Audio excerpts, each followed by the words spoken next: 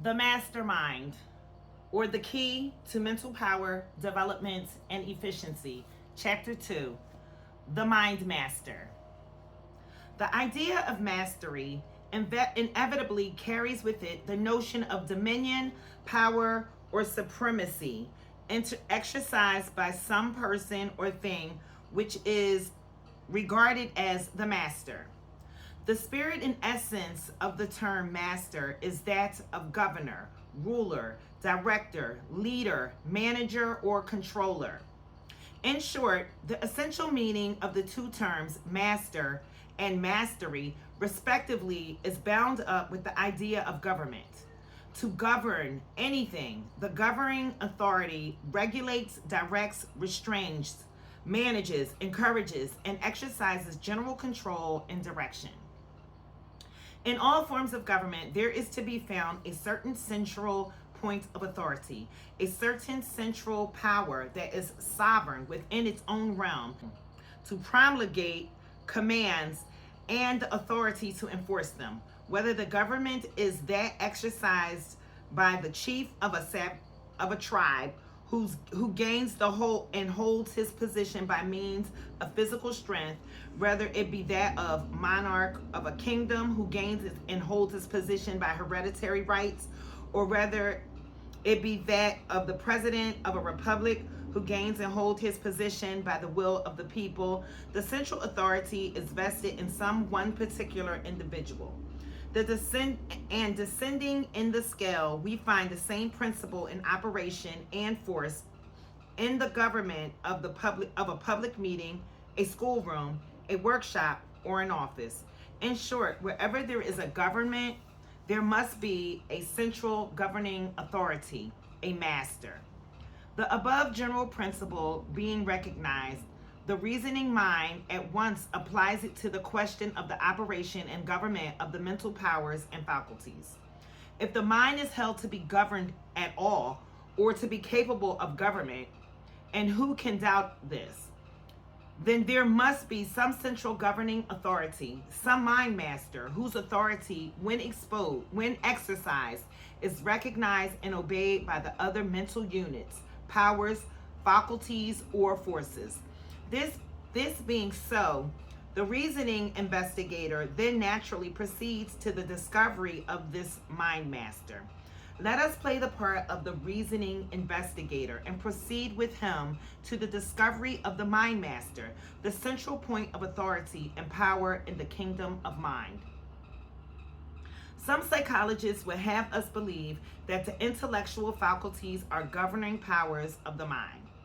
But it will take but little thought to inform us that in many cases, the intellectual powers are not the masterful forces in the mental activities of the individual. For in many cases, the feelings, desires, and emotional factors of the person run away with his reason, and not only cause him to do things also which his reason tells him that he should not do, but also influence his reason that his reasons are the response to his feelings and emotions. Other psychologists would have us believe that the desires, feelings, and emotions of the individual are his mental masters. And in many cases, it would appear that this is true. For many persons allow their feelings, emotions, and passions to govern them almost entirely, all else being subordinate to these. But when we begin to examine closely into the matter, we find that in the case of certain individuals, there is a greater or less subordination of feelings and emotions to the dictates of reason. And in the case of persons of excellent self-control and reason would appear to be higher in authority than the feelings. And in the case of recognized mental masters, it is even found that the very feelings, passions, and emotions are so obedient to higher mental authority that in many cases they may actually be transformed and transmuted into other forms of feelings and emotions in response to the orders or commands of the central authority. The reasoning investigator usually discovers that the mind master is not to be found in the respective realms, of the first two of the three great divisions of the mental kingdom. Example, and the division of thoughts or that of feeling, respectively.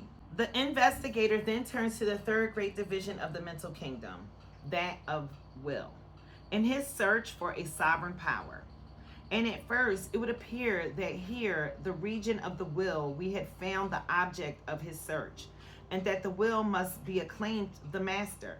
But when the matter is gone into a little deeper, the investigator discovers that not in will itself, but in something lying at the very center of will, is to be found the mind master.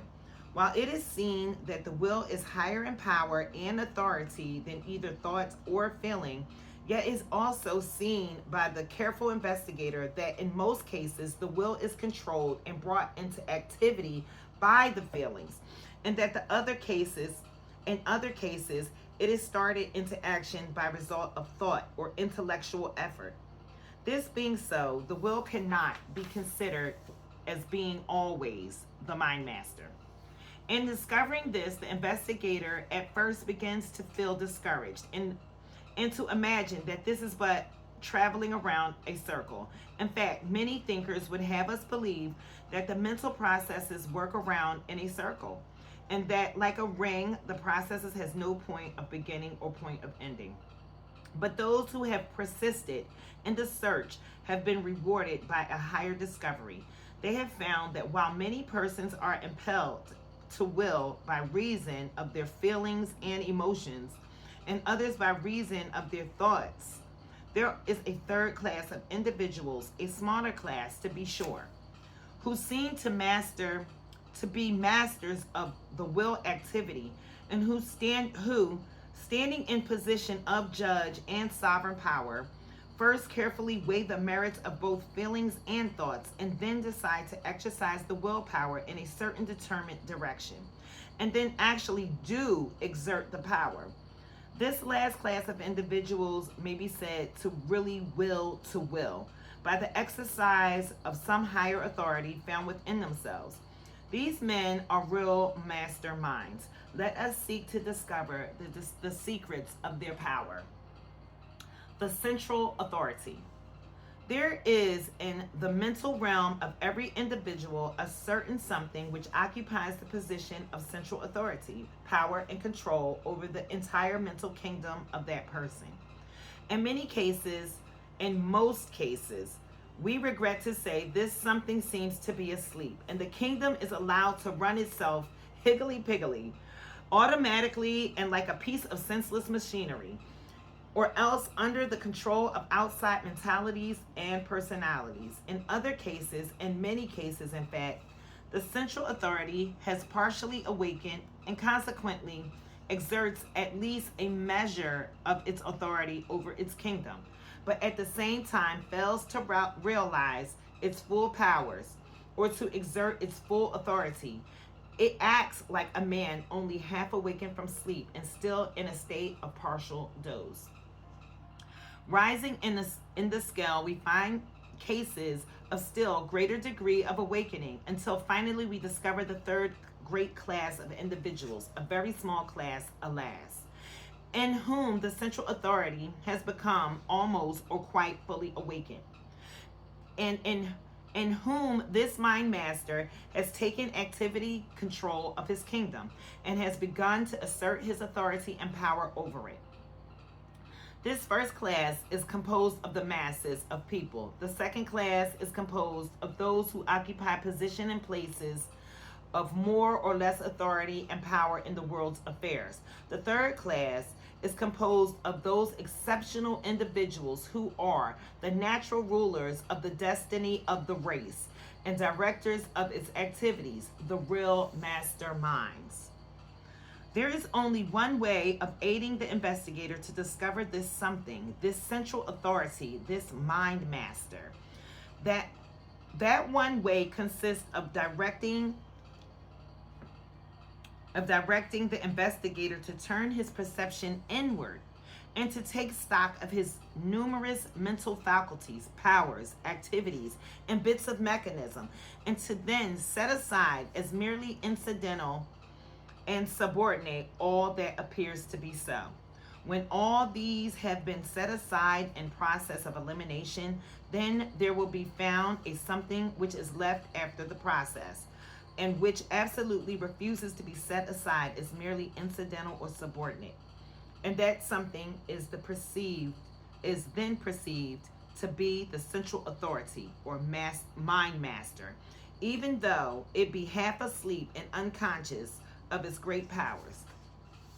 But for that matter, no mind master which is deeply wrapped in slumber will ever discover itself, for it must have been at least partially awakened in order to have thought of the matter at all, or to be capable of thought on the subject. 2. To have the power of attention and applied necessary to pursue the investigation. So, good reader, if you have the desire to find the mind master, which is yourself, it is a sign that you have at least partially awakened. And if you have the determination to pursue the search, it is a sign that you will still further awaken. So you are justified in feeling the courage and the certainty of attainment necessary for the successful termination of the search for the mind master, the something within yourself. You, the person now reading these words, you, yourself, are now awakened to make this search of your mental kingdom. This search which has for its aim the discovery of something within yourself, which is the mind master, and which, when fully aroused into conscious power and activity, makes you a master mind. The writer will stand by your side during this search and will point out to you at each stage of the search the essential points thereof. You will not be asked to accept any metaphysical theories or religious dogmas. The search will be confined to strictly psychological fields and will proceed along strictly scientific lines. You will not be asked to accept the authority of anyone else in the matter. Your own consciousness will be the court of last appeal in the case. The mental analysis. Let us begin with your sensations, or report of your senses. You are constantly receiving reports of one or more of your 5 senses, the respective senses of touch, taste, smell, sight, and hearing. All these reports are in the form of nature of impressions received from the outside world. All that we know of the outside world is made known to us by means of these impressions received through the senses. A writer said, the senses are the means by which the mind obtains its knowledge of the outside world. Shut out from all direct communication with outer world, it knows and can know nothing of what exists or is passing there, except what comes to it through its senses. Its knowledge of what is external to itself is therefore dependent upon the number, state, and condition of the sensory organs.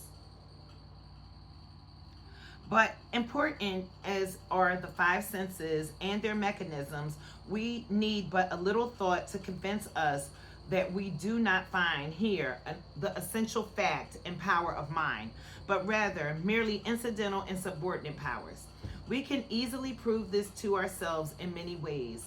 For instance, we may shut out or shut off the channel of communication of any or all of the channels of our senses and still be conscious of our own mental existence.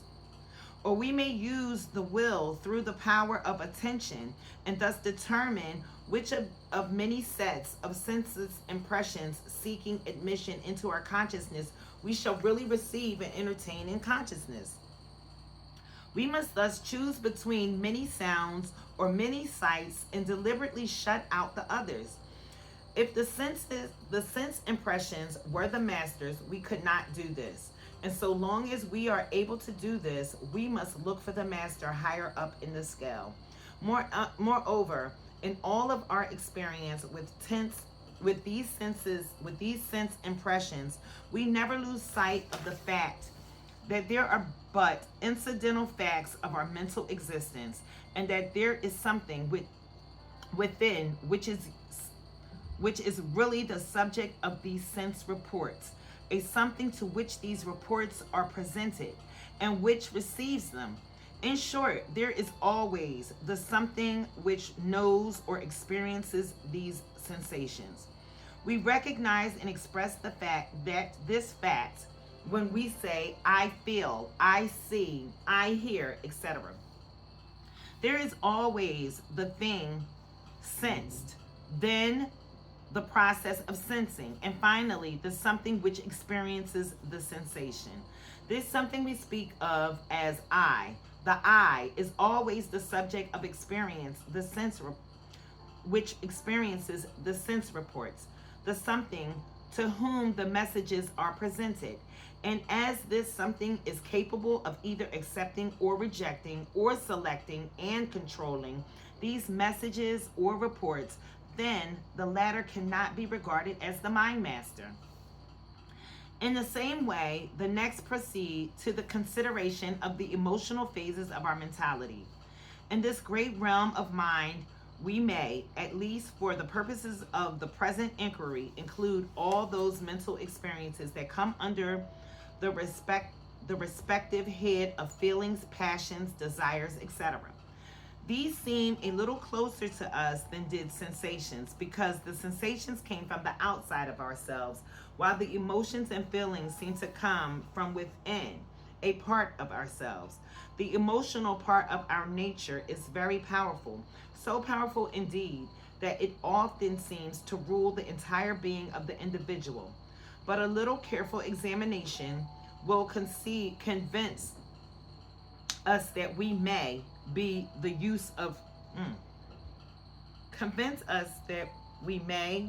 the use of our will, not only refuse to obey our emotional urges and demands, but may even destroy them and replace them with others.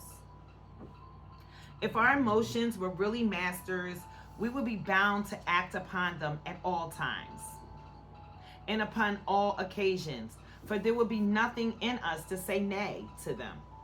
But no one outside of the most primitive and elemental individuals would permit any such rule on part of the emotional nature. Even the less advanced of the race are able to at least partially control and manage the emotional part of their mental nature. And the advanced individuals have acquired the power to frequently, deliberately set aside the dictates of the emotions and of asserting the power of control over them. So here too, we see that the master must be looked for higher up in the scale.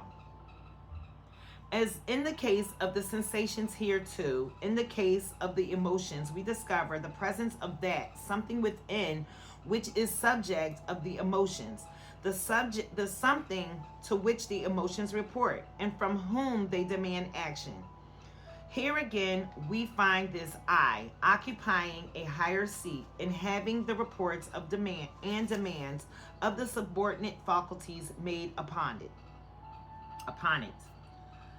And mark you this, that in spite of the constant change of the emotional stream of feelings, this I always remains the same. Just as in the case of the sensations, the I occupies the position of the spectator to whom the sense report. So in the case of the emotions, I occupies the position of the something which experiences the ever-changing feeling of the emotional nature. In both cases, there seems to be this constant something past which flows the respective streams of sensations and emotions. And this something also has the power to direct and change the course of these streams if it will exert its willpower. Next, we consider the great realm of thought. Here too, we find a constant stream of thoughts flowing past the something, the I, which is practically the spectator of the following stream, and which also has the power of directing and controlling the stream. While it is true that the individuals of primitive natures are almost passive spectators of the streams of their thoughts and exercises little or no control over them, it is an unquestioned fact that other individuals who have cultivated their willpower are able to turn their attention to this kind of thought or that kind, and thus control the kind of thoughts, and thus control and determine just what kind of thought they shall think. Every student performs this feat of control and mastery when it voluntarily directs his attention to some particular study which he desires to master. In fact, all voluntary intention is performed by the exercise of this power of the will, exerted by this something within which we call I, and which thus proves itself to be the master of thoughts. The individual who has trained his mind to obey his will is able to direct his thought process just as he directs his feet, or his hands, or his body, or just as he guides and manages his team of horses or his motor car. This being so, we cannot consider our thought processes or faculties as the mind master, but must look for the latter in something still higher in authority. There seems to be but one other region of the mind in which to search for our mind master or central authority. You naturally say here, he means the will. But is it merely the will? Stop a moment and consider. If the will in itself is the mind master, why is it that the will, in the case of so many persons, allow itself to be controlled and called into action by ordinary feelings, desires, emotions, or passions, or on the other hand is called into action by the most trifling passing thought or idea? In such cases, it would appear that the will is really the obedient and easy servant rather than the master, does it not? That the machinery of the will is the mechanism of control and action is undoubted. But what is it that controls and directs the will in the case of individuals of strong willpower? In such cases, it would seem that not only must the will be strong, but that there must be some stronger something which is able to control, direct, and apply the power of the will. In moments in which you have exerted your willpower, did you identify yourself with your will, or did you feel that the will was an instrument of power belonging to you, and being an instrument of power belonging to you, being operated by you? Were you not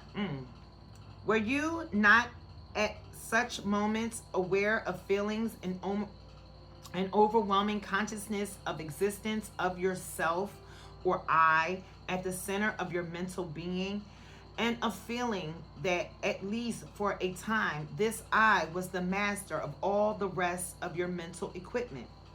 We think that you will agree to this statement if you will carefully live over again the experiences of such moments, and in imagination and memory reenact the experience. All mental analysis brings the individual to the realization that at the very center of his mental being there abides and dwells a something, and he always calls this I, which is the permanent element of his being, which his sensations and feelings, his emotions, his tastes, his thoughts, his beliefs, his ideas, and even his ideals have changed from time to time. He knows to a certain that this I has been permanent, and that it is the same old I that has always been present during his entire life from his earliest days.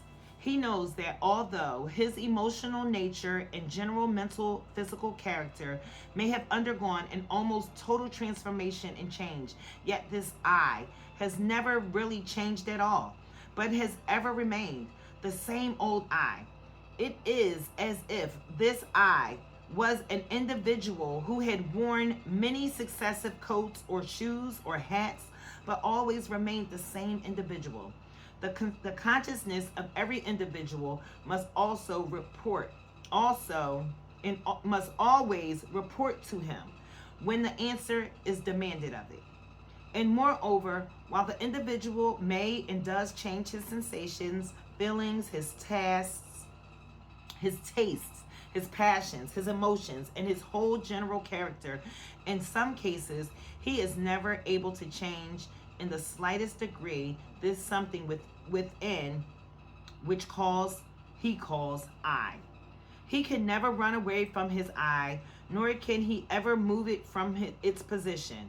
He can never lift this I by means of his mental bootstraps, nor can his personal shadow run away from this I of his individuality.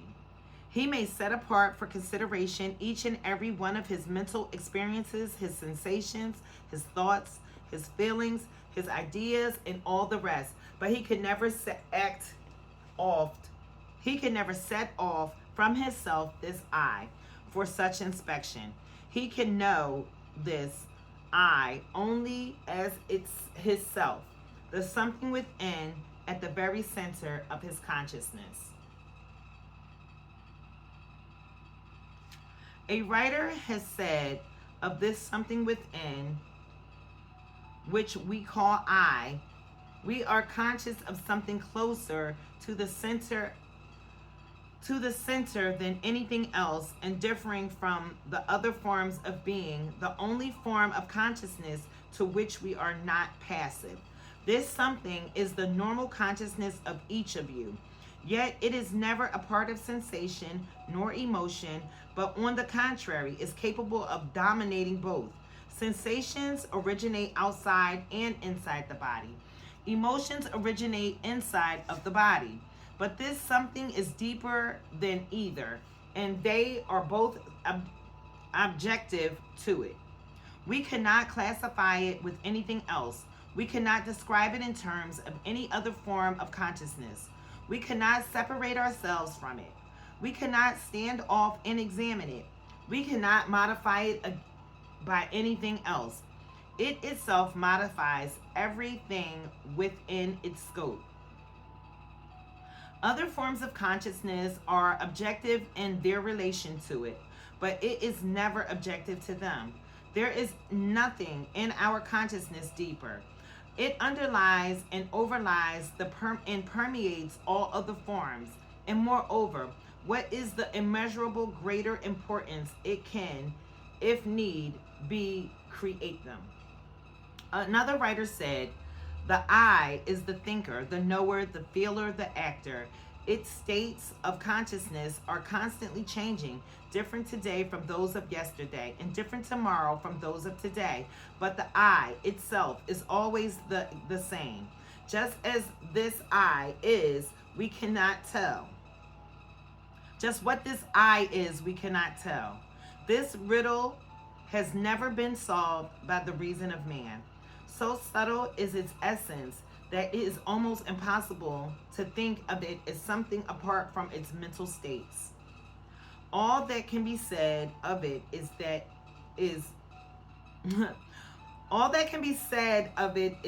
it is. It only reports to itself is I am. You cannot examine the I by the I. You must have an object for your object. And if you make the I your object, you have no subject left to examine it. Place the I under the mental microscope to examine it, and lo, you have nothing to look through the glass. There is no I at the eyepiece of the microscope to examine it. The I cannot be at both ends of the glass at the same time. Here at last You have found the ultimate something that defies all analysis, refinement, and separation. This something within this I is the entity which in philosophy and metaphysics has been called the ego. But such name does nothing in way of defining it. You need not stop to speculate over just what the ego is, for you will never learn this. All that you know is that it is, and you know this from the ultimate report of your own consciousness, and in no other way, for nothing outside the self of yourself can make you know this otherwise. This ego is the mind master, the central authority of your mind. It is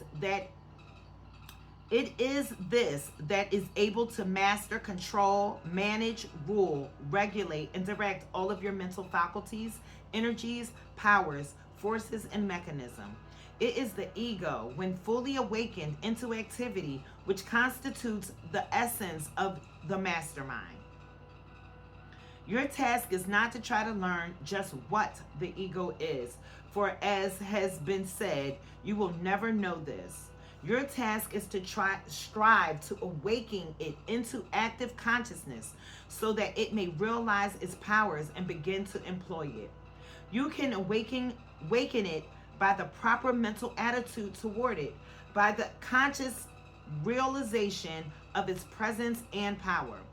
And you can gradually cause it to realize its power and to use the same by means of exercises, calling it into play, this power, that power. This is the willpower. This is what real willpower really means. Your will is strong already. It does not need strengthening. What is needed is that you urge your ego into realizing that it can use your willpower and to teach it to use the same by means of right kind of exercises. You must learn to gradually awaken the half-asleep giant and set it into work in its own natural field of endeavor and activity.